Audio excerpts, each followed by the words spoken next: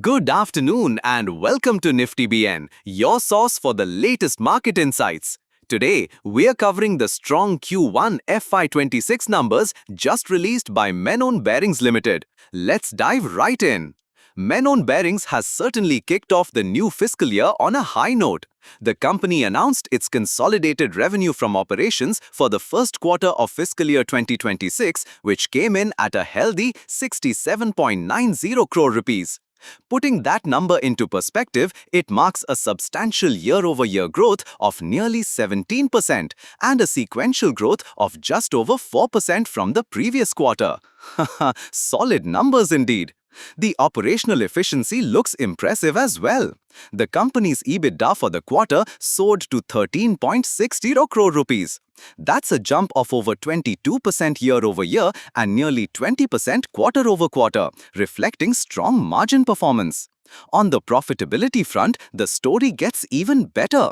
The profit after tax or PAT showed very robust growth, climbing to 8.43 crore rupees. That's an impressive increase of almost 37% from the same period last year. This strong profitability has directly translated into shareholder value. The earnings per share for the quarter has improved significantly to 1 rupee and 50 paise, a notable rise from the 1 rupee and 10 paise reported a year ago. Breaking down the revenue, the core Bimetal Products Division continues to be the primary driver, contributing over 71% of the total sales. The Alkop or Aluminium Die Casting Division also put in a strong showing, making up more than 26% of the revenue.